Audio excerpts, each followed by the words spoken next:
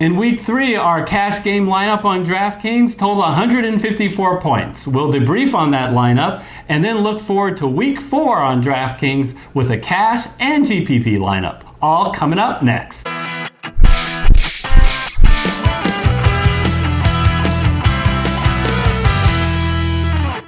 Hello everyone, I'm Eric Lay. And I'm Gary Kurtzman, and we are the Fantasy Football Consultants. Eric, week 3 is in the books. From a DFS standpoint, I thought it was pretty interesting. There were a lot of great games, a lot of scoring, a lot of fun to watch. Yeah, it was. I got to tell you, one game that wasn't quite as fun to watch was that Tampa Bay Giant game, because if you listen closely to our video, I specifically said that I would play Mike Evans. I think he'd be a great play. It's just we can't quite fit him in our lineup. And, of course, he gets three TDs and 190 yards. That's okay. Our lineup scored 154 points, and any time you break the 150 barrier, you're pretty likely to cash out on your 50-50 contest. So I think we're doing okay there.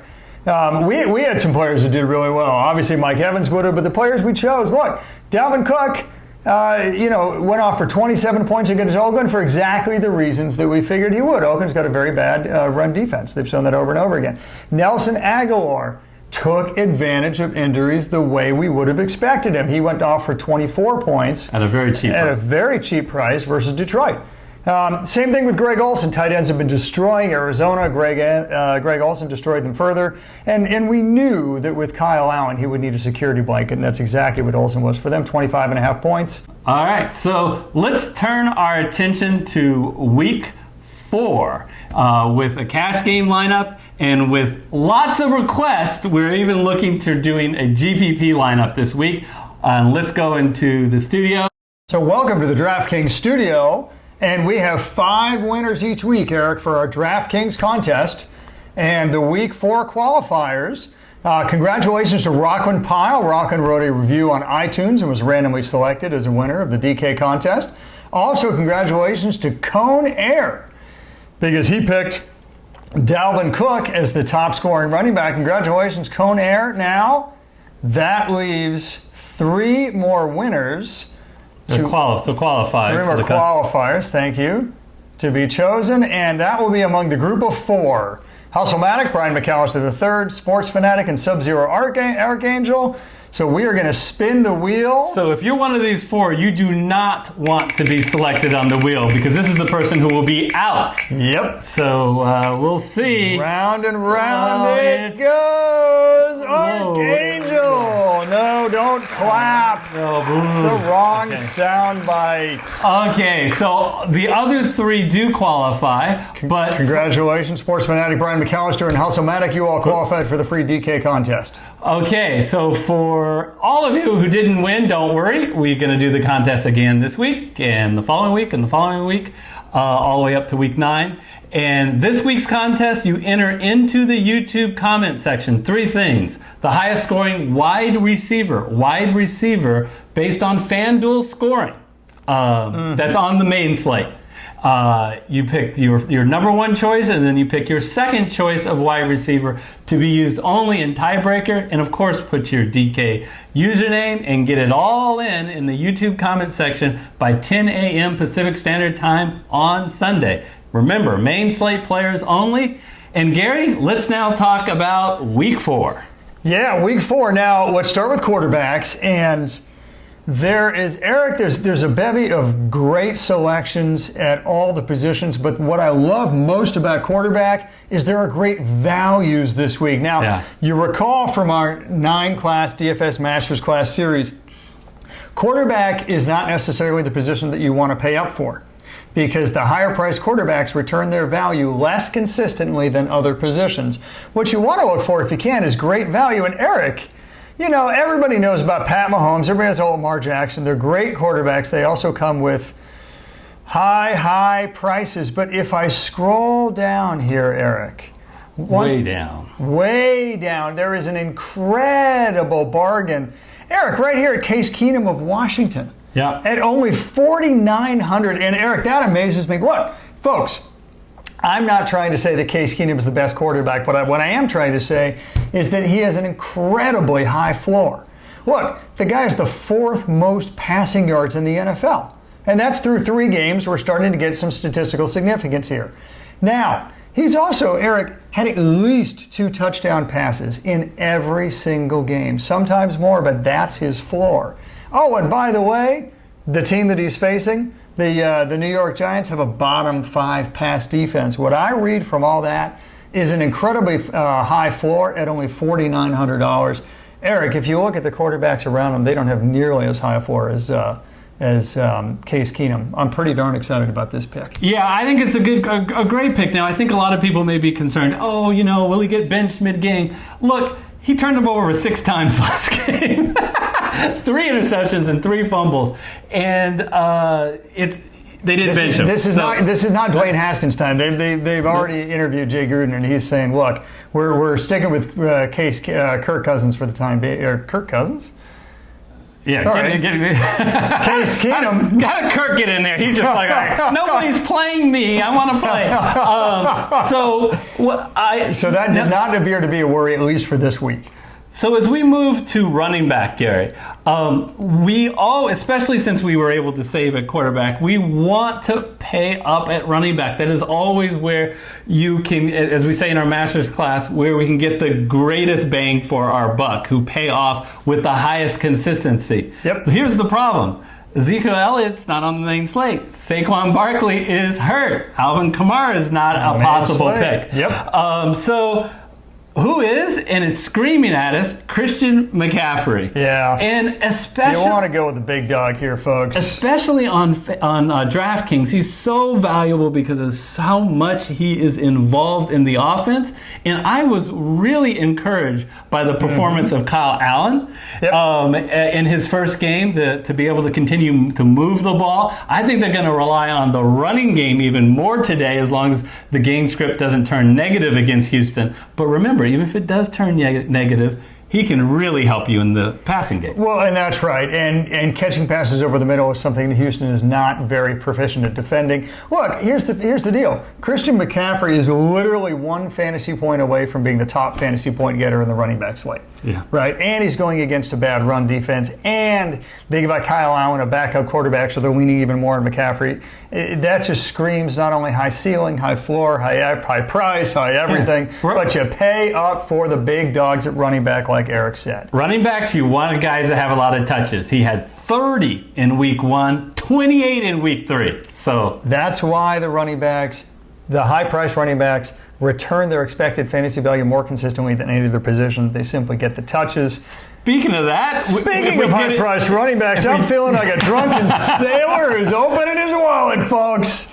So, Eric, we're going to go with Austin Eckler here. Listen, if you just look at the list, Dalvin Cook is in a terrible matchup on the road. So not including Dalvin Cook, we're picking the 2 highest running backs on the slate, and boy, do you gotta love the matchup. And we'll go back. Melvin Gordon, Todd Gurley doesn't get half the touches that a bell cow should. Melvin Gordon, of course, is injured. David Johnson is having his woes from last season. Really, it screams Christian McCaffrey and Austin Eckler. And just to say a little bit more about Austin Eckler, remember how I said that Christian McCaffrey is 1 point away from being the top point getter? That's because Austin Eckler is 1 point higher than Christian McCaffrey. And he is getting 10% more touches this year than Melvin Gordon was. And Melvin Gordon was the 4th highest running back last year. That tells you how much the Chargers are leaning on Austin Eckler. You gotta love this matchup against Miami. They literally have the worst run defense in the league. Not only that, Eric, but my goodness, the running backs just feasted in Miami in the first 3. They give up far and away more points to running backs than any other team. And Austin Eckler gets more points himself than any other running back. It's hard to believe anybody can have a higher floor and a higher ceiling this week in a matchup than this. Yeah, and I hate to be a broken record, but once again, we're on DraftKings, and once again, full PPR. And Austin Eckler is amazing in the passing game. 7, 6, and 7 targets, and basically he's caught all of them. So he's caught 19 of 20 passes this year, so he's converting on those targets. Yeah, 2 of the top 3 pass-catching running backs are right there, Christian McCaffrey and Austin Eckler. So, Eric, let's switch to wide receivers here. Who do you like? Gary, I do like to go back to the simple rules of opportunity when it comes to wide receiver. And we're looking at the main slate, and the second highest scoring game at 50 over and under is the Rams Tampa Bay. And the highest implied total, tied with Kansas City at 29.5, that's a ridiculously high implied total, is the LA Rams. Yep. So I want to attack that game. And Gary, you alluded to the struggles of Todd Gurley. It is really all about the passing game now. And the biggest target in that passing game is Cooper Kupp. And boy, are the Tampa Bay Buccaneers a team that you can take advantage of in the air. Absolutely. Look, Cooper Kupp is tied for the team lead for the Rams in targets. Yeah. Oh, and by the way, don't forget, that's not a fluke. Last year, he was literally on a per-game basis third in the NFL in targets. Oh, and not only that, but on a per-game basis, he was in the top 5 in red zone looks as well. And he's revising that role this year. He's tied for the highest red zone looks on the Rams this year. It all just screams opportunity for Cooper Kupp. And actually, given the matchup against Tampa Bay, which is a bottom 5 pass defense, I'm surprised he only cost $6,500. Yeah, I don't know why. What DraftKings has against Cooper Kupp. For a long time, he was always the cheapest Ram receiver. Now they're starting to smarten up a little bit. I think Brandon Cooks may be higher than him. Is he? No. He's the most expensive. He's the most expensive. But remember, only by $300. As Gary said, averaged so far this year greater than 10 targets a game. That's sensational. And this game script, I think, is going to be really favorable. Absolutely. So now we're going to start to see, Eric, who's got the high floor and the bigger value. We got to save some money because we got a few high-priced players here. Yep. And the best way to do that is in wide receiver 2 and wide receiver 3. Eric, look at Kenny Galladay for a second. He's $5,900. But this game is going to be a shootout. This game is one of the highest over-unders, and Detroit is going to have a great passing game script. That's what I love about this, is it's so predictive game flow. Look, here's the deal. Kenny Galladay is the number 1 wide receiver on Detroit, with all due respect to Marvin Jones. That change happened mid-season last season. And look, here's the deal. Kansas City, teams pass on Kansas City more than on any other team. Why? Because Kansas City jumps out ahead at you more than any other team. They've been up by double digits by the second quarter on every team they've played this year. That's not going to change with Detroit. That's why KC gets a high pass volume. Do you realize, Eric, that on a per-play basis, Kansas City is actually bottom 10 in defending the pass? Not to mention the fact that they got a high volume against them. Yeah. So it actually makes Kansas City's pass defense look very, very vulnerable. You want to exploit it in a high over-under game like this, and Kenny Galladay has got a good throwing quarterback throwing to him in Matt Stafford. Yeah, it is the highest over-under on the main slate. And on top of that, Darius Slay may not play for Detroit. Why is that relevant? I think not that Patrick Mahomes has any more excuses to have a big game, but I think that Detroit will have to score a lot of points to keep up. And Kenny Galladay, it's amazing that regardless of his matchup, that he falls to this price. And then given the matchup, it's absurd. He averages over 9 targets a game. He is clearly Matt Stafford's favorite target, and ever since they got rid of Theo Riddick at the beginning in the offseason, there just is lots of opportunities for the wide receivers on this team. Yeah, love that value. Love the high floor for Kenny Galladay. Speaking of high floors and value, Eric, DraftKings has not caught up to the fact that Terry McLaurin. Now, I'm scrolling down, Eric, and you might want to bide your time because I got to keep going for a while, folks. Terry McLaurin is all the way down at $4,500. Now, Terry McLaurin, first of all, he's a top 10 fantasy points this year. He scored 60 points in 3 games. I'm bad at math, but I think that's 20 points a game for $4,500. Look, this guy has literally got at least 5 catches, 60 yards, and a touchdown in every single game. Eric, he averages 8 targets a game. That's how high a floor. You talked about Kenny Galladay and what incredibly high floor he is. He averages 9 targets a game. McLaurin is almost right there with 8 targets. He actually is a fantasy line that's better than Kenny Galladay, that's roughly equivalent to Cooper Kupp, and he's $4,500. Oh, and by the way, the Giants have a bottom 5 pass defense that he's going against. I think what's going on here is McLaurin has played in exactly 3 games in the NFL, and DraftKings algorithm doesn't have enough sample size to fully recognize the value that he brings to the table. Viewer, you got to take advantage of that. On top of that, they played Monday night. So when they set this pricing, they did not see the third game, which was a great game that he had on Monday night. So what do? We, of course, take advantage of that information. If you can take advantage of a situation in some way, it's your duty as an American to do it. Absolutely. So that rounds out our wide receiver squad. Eric, what do you think about tight ends? We have average of $3,800 that we can spend. So we're not going to be able to afford the big tight ends as much as we're intrigued by an Evan Ingram or a Waller, Darren Waller out of Oakland, who's been just a monster. We can't afford him. But we're excited about the savings, specifically on DraftKings, about Will Dissly. Will Dissly plays for my Seattle Seahawks. Their secondary is really weak, and as Gary said, they're really bad in defending the tight ends. Real briefly, these are good tight ends, but they're none of the big 3 or 4. Hawkinson, Andrews, and Olsen have scored 28, 28, and 26 fantasy points between them in the first week of the season. Yeah, it's just running backs against Miami, tight ends against Arizona. If you remember nothing else, please remember that. Look, and that's by design. That's by design. They're a bend, not break defense. So they bend, and they bend, and they bend by 10 yards over the middle, 10 yards over the middle, and 10 yards over the middle, until guess what? They finally break. In the meantime, the tight ends and the running backs are feasting on catching passes against Arizona. That's not going to change in this game either. And hey, Will Dissly's no slouch. I mean, he's actually averaged 4 catches and 40 yards and a touchdown over the last 3 games. So he's certainly not a slouch. Oh, by the way, Van Nett's now in Pittsburgh. So this guy really doesn't have much of any competition in Seattle for that role. It's shaping up to be probably the biggest game of the year for Will Dissly.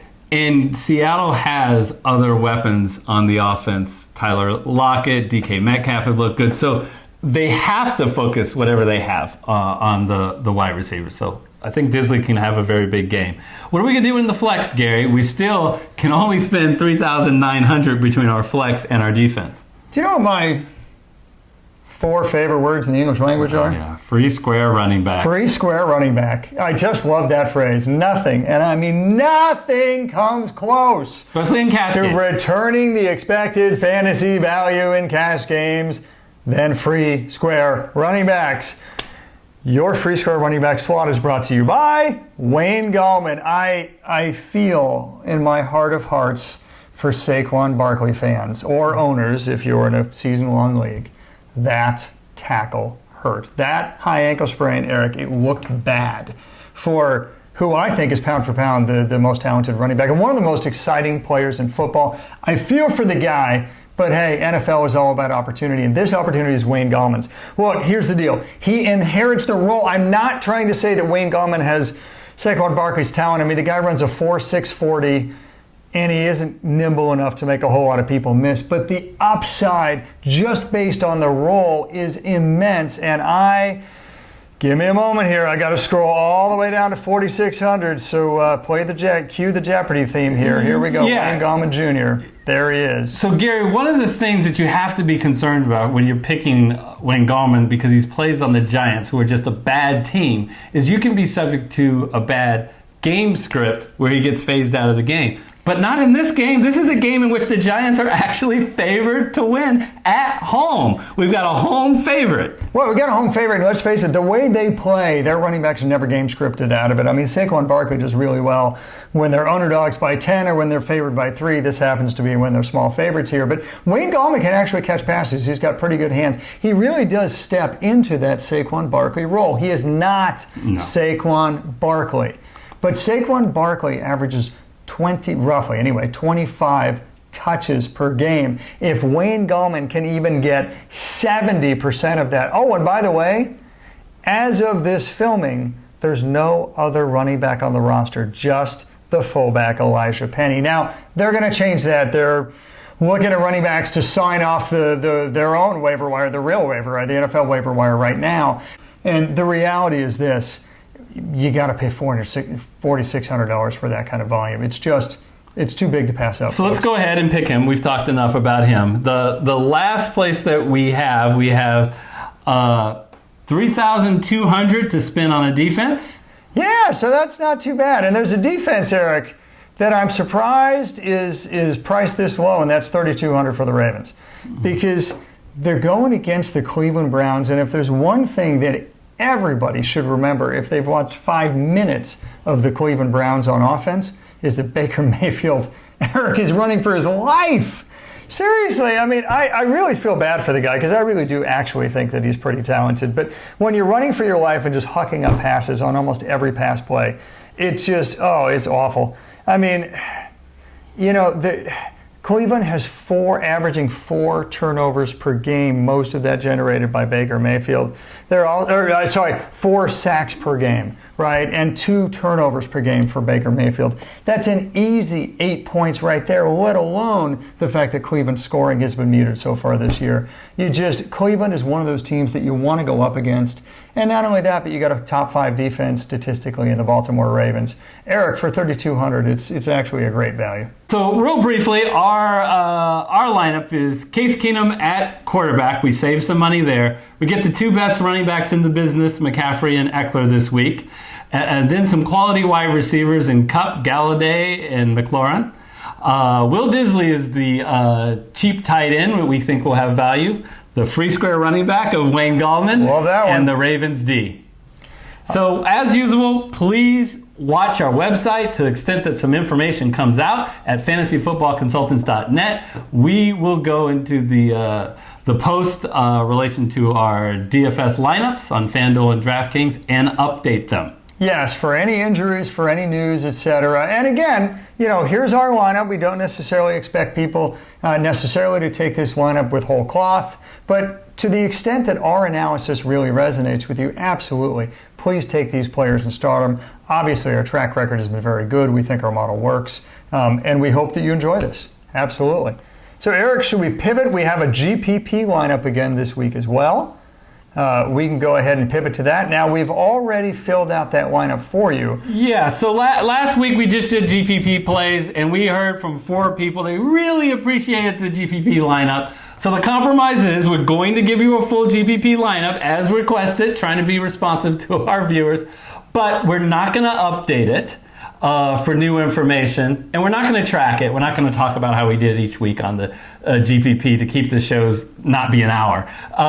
So we're going to really briefly talk about, tell me about how you started this lineup with a stack. Well, you got to start any GPP lineups with at least a couple of stacks. Now, this week was kind of an anomaly from a modeling standpoint because the highest QB and receiver stacks this week were not QB wide receiver 1, and that is somewhat of a rarity. So you can see we got Daniel Jones of New York, and we're stacking him with Evan Engram, a tight end. And what I love about this stack is it's got a top 3 ceiling among every single combination of quarterback and pass catching, pass catcher out there. But quarterback tight end stacks are used so much less in GPPs and quarterback wide receiver 1. So you really get the benefit of kind of the low ownership there. So we started with Jones and Engram. And Eric, of course, we got the running back defense stack. You'll love to see that, especially this year going against Miami. So you got Austin Eckler, who has a higher ceiling than any other, modeling-wise, any other running back, literally any other player in football this week. We're stacking it with the Chargers because the Miami offense has so much opportunity to have points scored against them. Yeah, very mistake. It's just fabulous for a defense, so starting with those 2 stacks. Yeah, and Marlon Mack may have a real opportunity here playing at home against the Raiders without T.Y. Hilton out. He's going to be someone that they're going to focus on, they being the Indianapolis Colts, to really carry their offense. And as long as the game script stays the way that the line makers expect, I think a big day is in potential for Mack. Yeah, they're going to run Mack down Oakland's throat. That's what teams have been doing for Oakland for the last few years and counting. You got Tyler Lockett. Now, interestingly enough, another one of those top 3 stacks, in case you want to switch, was Russell Wilson to Tyler Lockett. Tyler Lockett has a huge ceiling going against the Patrick Peterson-less Arizona Cardinals. While we didn't get Wilson in, we certainly got Lockett with that incredibly high ceiling. Merkel Harmon, it's all... it's always a bit of a crapshoot. It's always been a roulette wheel. You He's a know that perfect at GPP least play. one Kansas City receiver is going to go off. They not only do that every week with Pat Mahomes, but Detroit is a very porous defense. With the exception of Darius Slay, who may not play, and even if he does, he won't be stuck on Harmon. It's much more likely to be on Sammy Watkins. So this makes Harmon or Robinson a heck of a high ceiling. We chose Harmon. And Terry McLaurin, talk about high ceilings against a bad pass defense. McLaurin is, top 5 fantasy points in the NFL after 3 weeks. His pricing obviously hasn't come up with him. He has a top 10 ceiling this week going against the New York Giants' porous pass defense. And at only 4,500, I absolutely love not only the ceiling but the value. And want to finish it off with flex. And we were contrarian by going with 2 tight ends, but man, Darren Waller, a huge high ceiling. We saw it last week with the huge game that he had. If you haven't yet, please smash that like button and hit the subscriber button if you haven't yet. We don't always say that, so just as a habit, if you could smash the like button, it helps us out. That masterclass is on the screen as I speak, as well as we did a video on FanDuel for week 4. That's on the screen as well. Until week 5, we will see you next time. See you next time.